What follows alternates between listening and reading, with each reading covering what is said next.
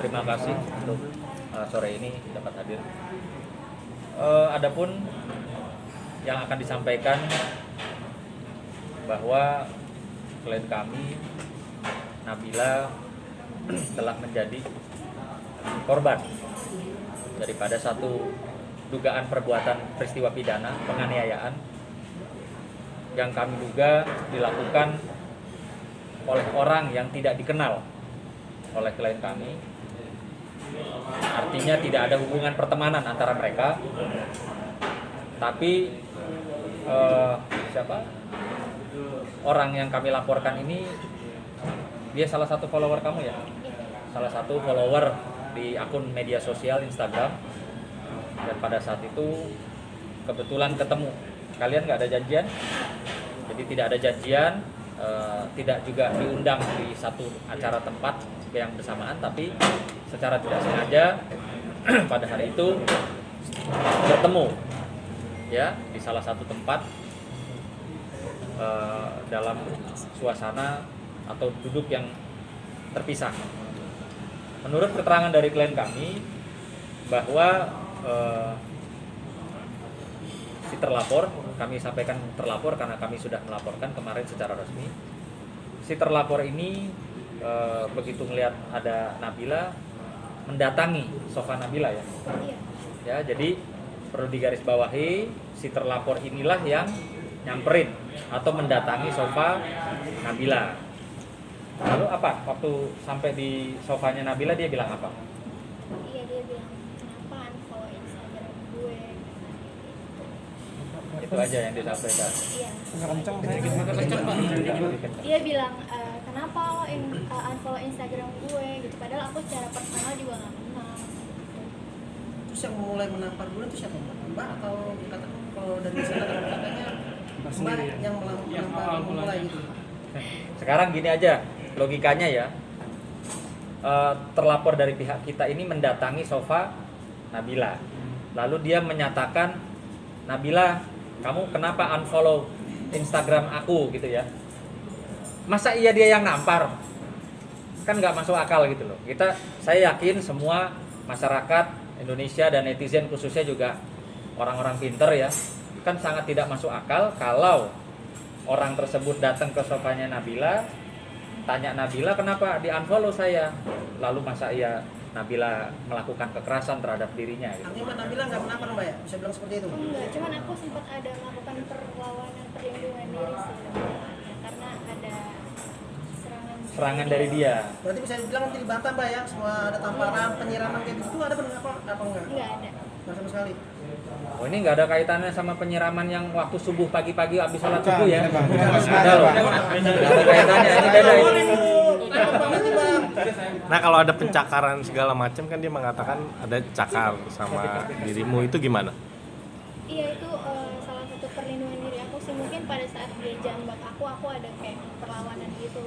Kuku aku juga patah karena dia juga nyakar di bagian mata sampai softline aku kan pakai contact lens itu lepas, terus baret bagian sini masih ada sih bekasnya, dan videonya semua aku udah rekam dari pertama kejadian itu, aku udah ambil videonya semua.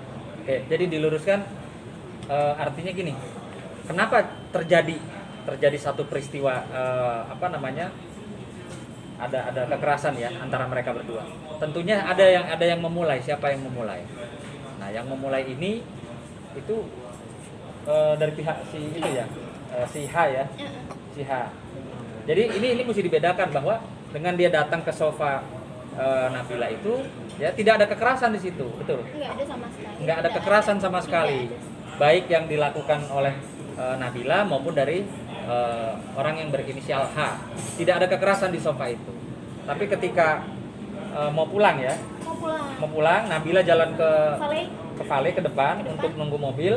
Dia ikut turun, nyamperin. Itu ceritanya. Terjadilah kejadian. Dia turun nyamperin, dia melakukan apa? Manggil kamu kah? Iya, dari belakang kayak lo kenapa nyiram air, padahal aku sama sekali ada penyiraman itu. Apa yang dia lakukan? Kayak sebenarnya kayak jambak sih, dan aku tuh ada kayak apa ya, refleks gitulah, kayak aduh gitu, perlindungan diri lah. Arif mungkin mau tanya. Jadi perlu diperjelas dan dipertegas bahwa klien kami Nabila, kronologisnya adalah secara singkat, terlapor berinisial H itu adalah follower dari klien kami, bukan klien kami yang follower. Terlapor H, itu yang pertama. Gitu ya. Klien kami tidak mengenal dan tidak mengetahui terlapor berinisial H itu. Itu yang pertama.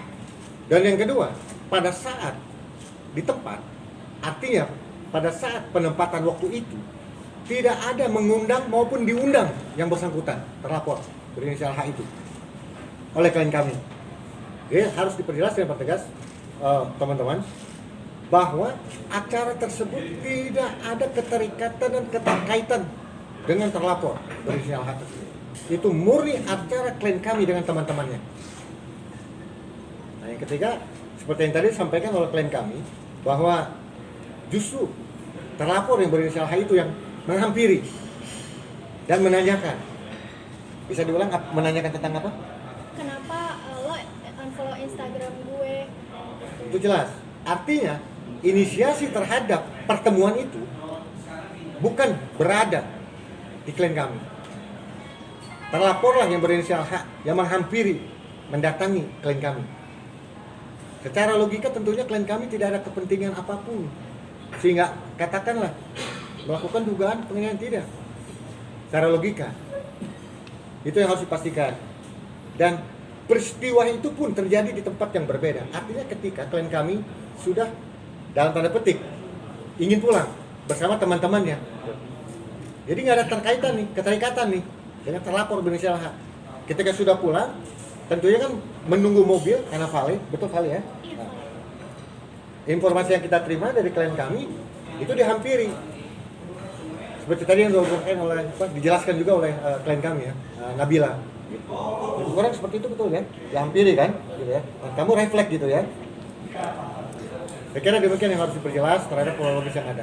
Nabila, kalau itu kan di kafe ya, ada unsur misalkan dari si A-nya atau berbau misalkan alkohol atau apa yang akhirnya terpengaruh menjadi Oh enggak. hal seperti itu?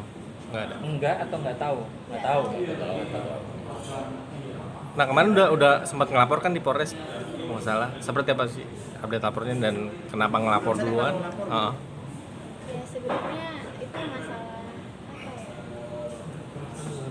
Artinya gini, mungkin bisa diluruskan bahwa kalau masalah lapor melapor itu adalah hak, ya, hak setiap orang sebagai warga negara Indonesia ketika dia merasa, ya, ada seseorang yang menyerang, ada merasa dirugikan, itu adalah hak daripada Nabila. Kenapa mungkin kemarin dilaporkan? Karena tidak ada permohonan maaf ya.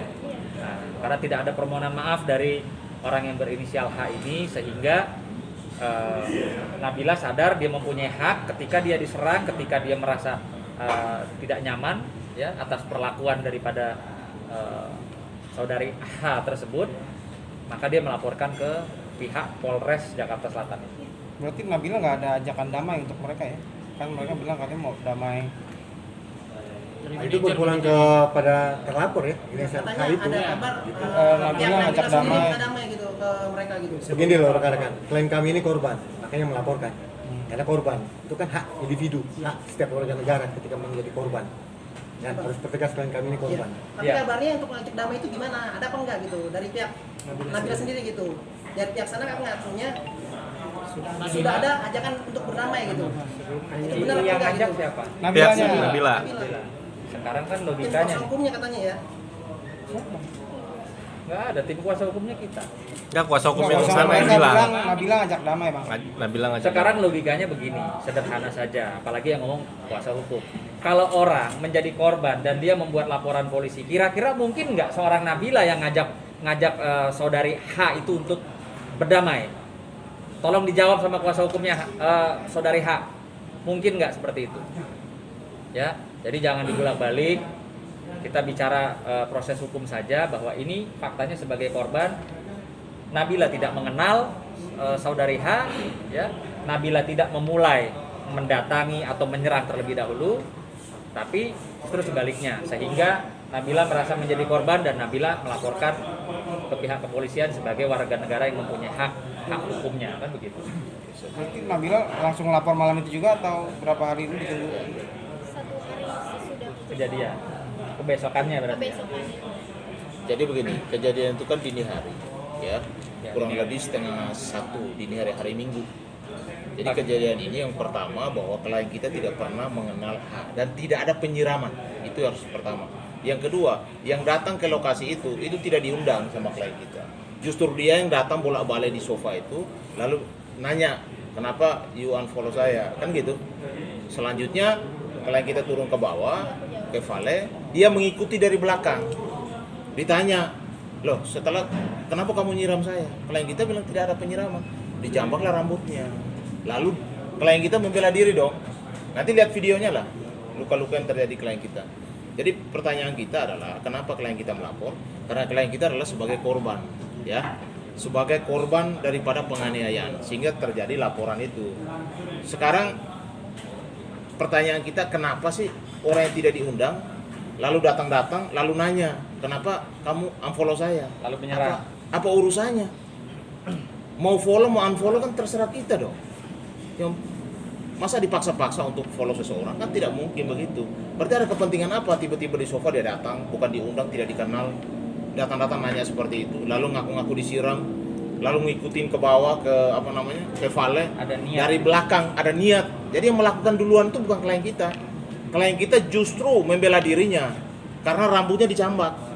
Refleks.